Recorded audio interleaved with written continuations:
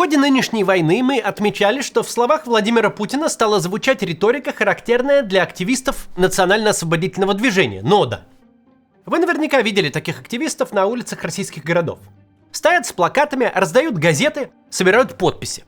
И объясняют прохожим, дескать, Россия находится под внешним управлением, превращена в колонию. И государству российскому еще только предстоит побороться за подлинный суверенитет. И что же? Где-то на 24-м году собственного правления сам Путин стал говорить, что Россия под его руководством не является независимым государством. Россия, мол, только предстоит завоевать независимость, почему-то на территории Украины. Наша битва за суверенитет, за справедливость носит без всякого преувеличения национально-освободительный характер. В этой фразе совпадение с риторикой нодовцев просто стопроцентное. Но есть еще сходство, не столь очевидное, но не менее важное. Речь о бессильных обращениях в никуда. Вот, например, активисты движения НОД в городе Ижевске, недалеко от пивного магазина, собирают подписи под обращением за отмену независимости Украины. Спрашивается, куда они эти подписи понесут? В Украинский конституционный суд? Или, может быть, попросят рассмотреть Верховную Раду? Или в ООН сразу? Не по форме, но по сути что-то подобное недавно продемонстрировал и Путин. После недавнего удара ВСУ по общежитию в Старобельске он вдруг решил, как когда-то в феврале 22-го, обратиться к военнослужащим украинской армии. Еще раз хочу в этой связи, я уже делал это, обратиться к военнослужащим Вооруженных сил Украины. Не выполняйте преступных приказов нелегитимной, проворовавшейся хунты. Иначе вы сами становитесь соучастниками этих преступлений. Хотя причины подобного преступного поведения киевского режима понятны. Вы знаете это лучше, чем кто-либо другой. Это постоянные провалы на фронте, сдача позиций, населенных пунктов, территорий. Ситуация на фронте для ВСУ постепенно превращается из сложной и критической в катастрофическую. Насколько мы видим по откликам в интернете, даже лояльная аудитория восприняла новое путинское обращение в никуда с раздражением и сарказмом. Такое в провоенной среде принято называть воздуханством, то есть бессмысленным сотрясанием воздуха. Что еще отметили люди, так это то, что президент выглядит так себе. Не только политически, но и физически. Мы с вами здесь сидим в центре Москвы, в Кремле. Говорим об очень важных и сложных вещах. Сложных. Но вы поймете, все-таки сложнее всего тем ребятам, которые сейчас, вот сейчас, на поле боя. Вот сейчас. И давайте мы сделаем это так, как уже сделали. В их честь, в их поддержку. На счет 3. Громко так, чтобы они услышали. Троекратное «Ура!». 3. Ура! Ура! Ура! В нынешнем году было уже немало поводов говорить о том, что Владимир Путин сильно сдал, стал объектом критики и насмешек даже со стороны своих недавних сторонников. А ответственные за путинский пиар только усугубляют ситуацию, выставляя своего президента в проигрышном свете.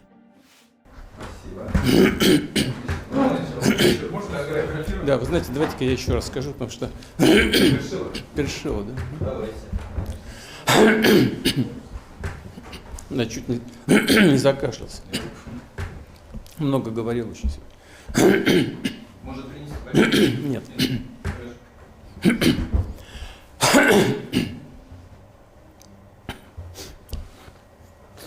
Давайте. Работаем. Сегодня мы поговорим о том, как воспринимают Путина на одной очень специфической платформе, которая совершенно не ассоциируется с российской оппозицией. Призыв провести такое мини-исследование прозвучал в нашем одном из спонсорских чатов, и мы решили на него откликнуться. Речь пойдет о платформе Яндекс.Дзен. Как обычно, только перед тем, как начнем, в описании инструкция по обходу российских блокировок интернета, мы ее регулярно обновляем.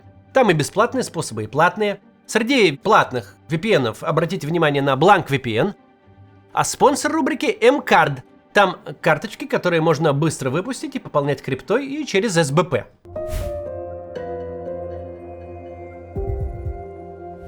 Несколько дней назад РИА Новости разместили на Дзене любопытный материал о том, как Владимир Путин пригласил свою первую учительницу Веру Гуревич на ужин. Сам за рулем заехал за ней в отель, обнял, подарил цветы. Да я. Здорово. Праздником.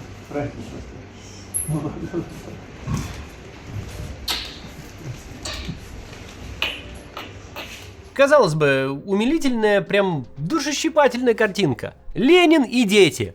Путин и учительница. Статья показывает человечность Путина. Что тут может не понравиться?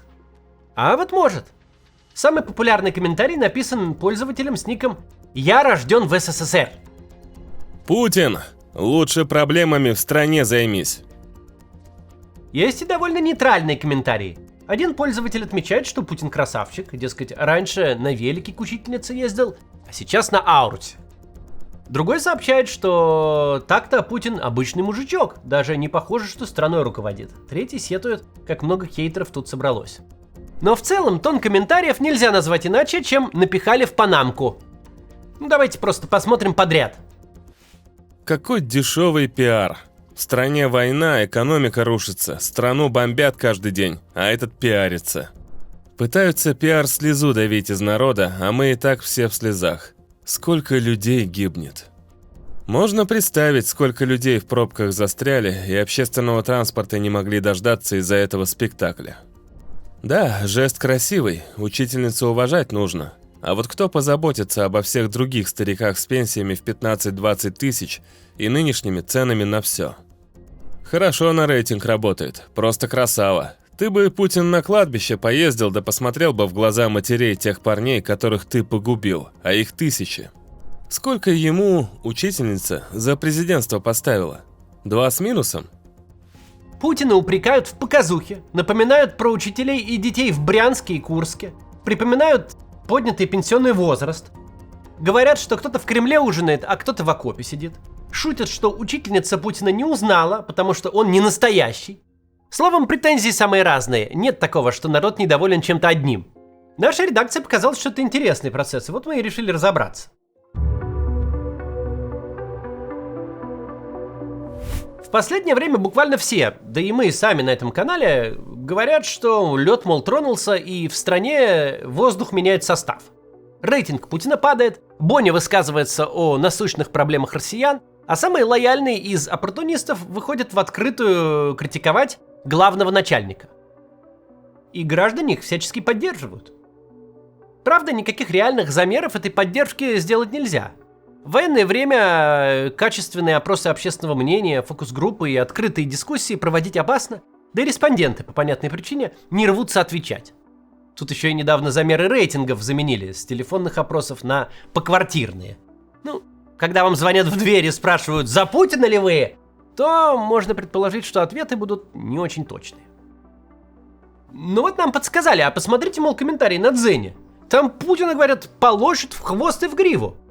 А главное, кто? Пользователи с никами, рожденные в СССР, и Владимир Ильич. Вроде как раз самый ядерный электорат должен быть. Конечно, вы можете возразить, а вдруг это не веяние момента, вдруг там всегда Путина в комментариях песочили. Ну вот, мы для сравнения взяли аналогичную новость 3-летней давности. Тут нужно немножко контекста. В 2023 году, сразу после Пригожинского мятежа, Путин решил доказать, что не боится вообще никого и ничего, и вышел на 5 минут к группе людей в Дагестане. Так вот, тогда одна девочка не смогла попасть на встречу, очень плакала, и Путин, узнав об этом, встретился с ней в Кремле.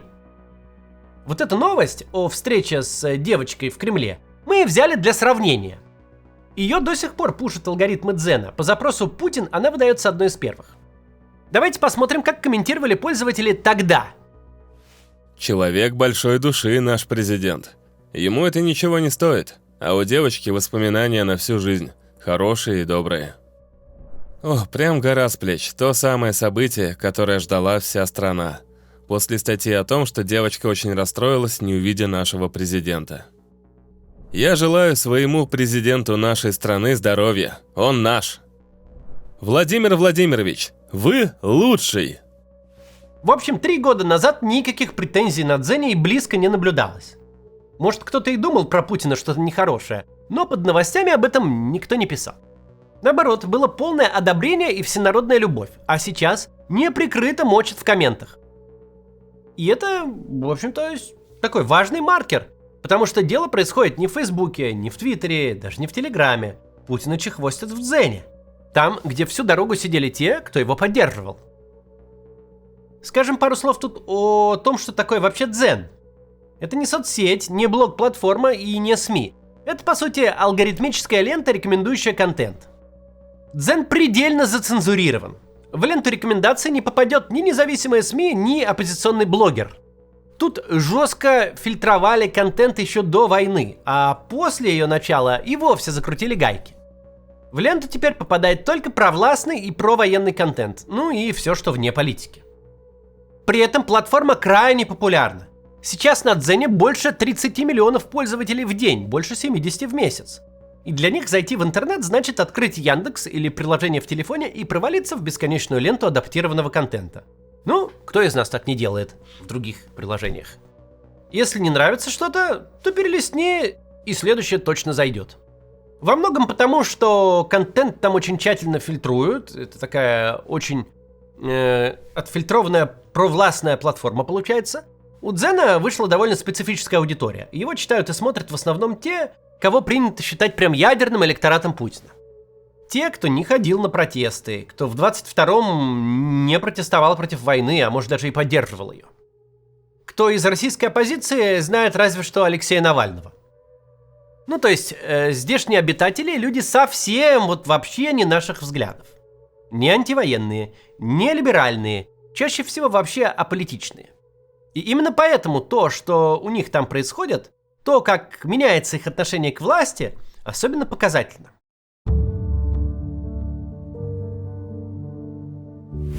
Поиск на Дзене намеренно работает плохо. Пользователи тут должны не выбирать контент, а просто листать ленту.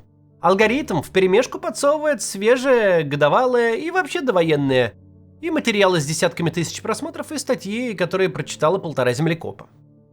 В рубрике «Политика» можно выбрать раздел с политическими деятелями. Там есть Лавров, Песков, Мишустин, Шойгу, Турчак, есть Ленин и Феликс Дзержинский, есть Фидель Кастро, Джон Кеннеди и Берия. Есть даже Сара Венкнехт, кем бы она ни была вообще. Но кого там нет? А нету там Владимира Путина. Видимо, люди, управляющие Дзеном, раньше нас поняли. Если собрать материалы о Путине в одну рубрику, то у желающих набросать в панамку появится удобная навигация. И море позитива в его адрес станет, ну уж очень заметно. А тут-то могут и из второй службы ФСБ наведаться в офис Дзена-то. Так что нету Путина там. Но в итоге мы вручную отобрали несколько заметок и обратили внимание на одну особенность. Если статья содержательная, то есть в ней кроме Путина с девочками, старушками или цветами есть какой-то другой персонаж или событие, то пользователи скорее будут обсуждать именно события или персонажа. Трампа, Зеленского, кого-то еще.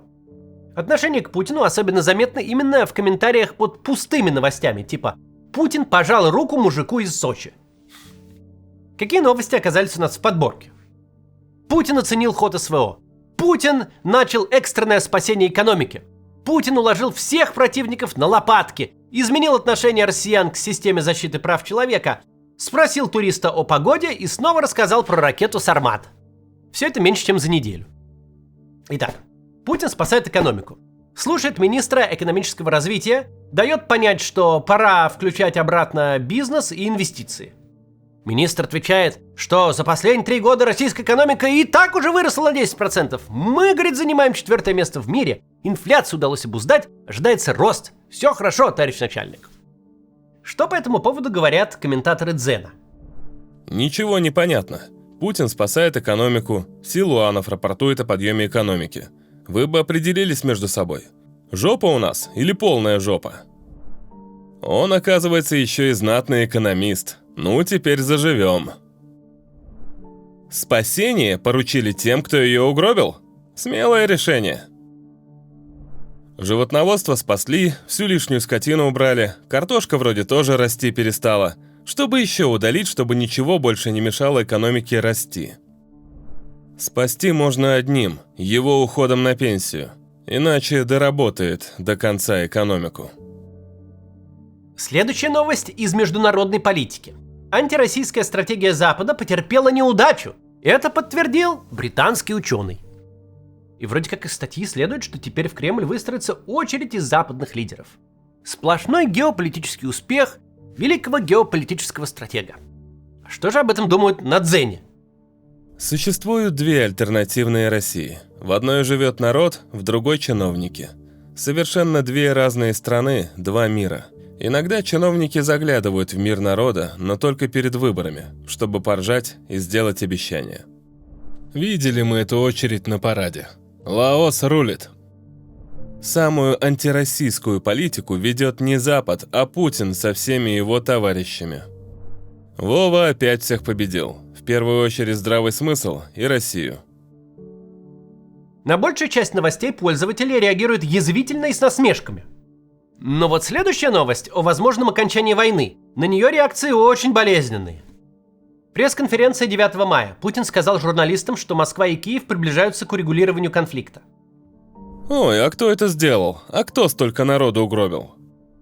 Протяженность границы с НАТО увеличилась, подлетное время уменьшилось, импортозамещение построено, непобедимость армии проверена. Спасибо деду за победу. Конфликт и кризис. Это так уже сейчас называется СВО? Это давно уже не операция специальная, а война, самая настоящая, затяжная, которая длится даже больше, чем Великая Отечественная. Конфликт и кризис. Я в шоке от этих названий. Осталось еще назвать досадным недоразумением, и все встанет на свои места. За каждого убитого, за каждого калеку, за всех пострадавших, детей, ставших сиротами, за его политику внутри страны. Господин главнокомандующий должен ответить. Мясные штурмы – это сознательный убой русского народа. То есть аудитория на контролируемой площадке по своим реакциям максимально близка к тому, как реагировали бы под подобным роликом на Ютубе. Следующая новость. Путин рассказал про суперракету «Сармат». Провели испытания, и все получилось. Теперь она поступит на вооружение в регулярные войска. Но это не точно. Подобные обещания мы слышим уже почти 5 лет. Ага, танк «Армата» тоже самый лучший. А еще боевые роботы «Шойгу». Пусть он это расскажет родственникам, погибшим от БПЛА, гражданских за последний месяц. Просто уже смешно. И что? По нам так же, как лупили, так и лупят. Даже все больше и дальше. Дайте угадаю. Путин сказал то же самое, что и в прошлом, и в позапрошлом году. А можно рассказать, когда отечественные огурцы простые запустят в магазины? Не по 400 рублей. И помидоры, и масло, и сыр. В статье «Путин изменил отношение россиян к системе защиты прав человека» на самом деле речь идет о российском омбудсмене Татьяне Москальковой. Но пользователи реагируют на сами слова «Путин» и «права человека» в одном предложении. О, да, конечно, изменил взгляды на права человека. Теперь прав нет, совсем нет. Изменил взгляды на права человека от манипуляций правами и законами до беззакония и бесправия. Неужели у нас еще есть права? Куда ни посмотришь, одни запреты. Конвенция о защите прав человека больше не действует на территории России. Нет человека – нет прав. Казуистика в его стиле. На самый конец мы оставили историю, как Путин совершенно случайно в дверях гостиницы встретил жителя Сочи. Состоялся спонтанный смолток, дескать, как погода? Да вот холодно. Пожали руки и разошлись. Ну, вы знаете эти случайные путинские встречи. Встретиться так с гражданином в дверях, поболтает о погоде. Ну вот что о них думают на Дзене. Интересно, какое звание у этого туриста из Сочи? Не мешало бы поговорить с жителем Туапсе, наверное. Никогда Путин не встречается со случайными прохожими, не будьте глупцами. Жители Краснодарского края сейчас не о погоде надо спрашивать, а о налетах беспилотников. Или это президента совсем не интересует?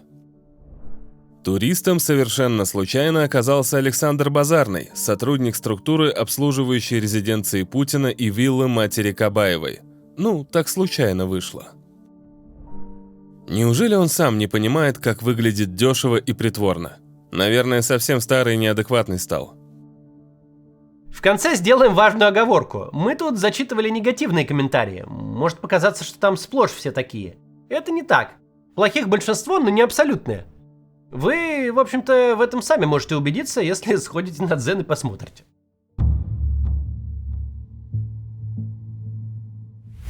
Во время этого небольшого исследования мы заметили кое-что еще. Новостей о Путине по-прежнему довольно много, но они становятся все более пустыми и ритуальными. Как вот последняя про парня из Сочи. Или аж несколько заметок о том, что Путин сказал «It's okay» президенту Конго. Еще недавно на любое упоминание Путина аудитория реагировала уважением и восхищением. Теперь же мы видим раздражение и стёб. Еще недавно критика в адрес Путина выглядела чем-то маргинальным и опасным, а теперь хейт, сарказм и унизительные шутки под новостями о нем стали почти мейнстримом. И мейнстрим этот массовый и эмоциональный. Причем набирает он обороты не там, где тусят гражданские активисты и оппозиционеры, которые с 2011 года ходят на митинги. Ни в Твиттере, ни в Фейсбуке и ни в Телеграме. А на Дзене, где сидит то самое молчаливое большинство, условные телезрители, лояльные властям. Дзен-аудитория не стала близка нам по взглядам. У пользователей площадки в ходу конспирология пополам с ксенофобией.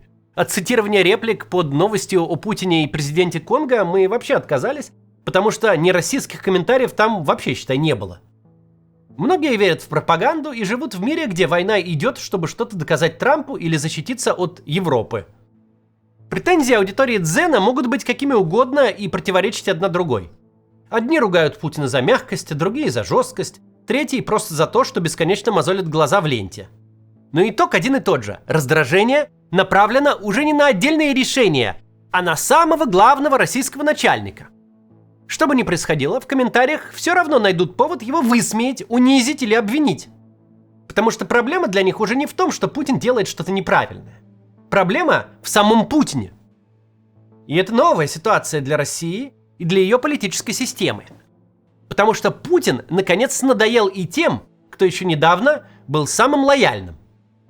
Путинская система никогда за всю свою историю с самой середины 1999 года не оказывалась в ситуации, где у нее нет поддержки большинства граждан. Не обязательно громкой поддержки, хотя бы молчаливой, такой, когда люди не смотрят в сторону политики и молча не против. Подобное положение дел вполне систему устраивает. Ей не нужно горячее восхищение, ей нужно молчаливое согласие. Но вот ситуации, когда большинство явно против, у этой системы не было еще никогда. Что с ней будет, если такое произойдет, предсказать невозможно. Пока нельзя сказать, что мы уже в этой стадии, но явно движемся туда и быстро. Ну что ж, будем двигаться и дальше. До завтра.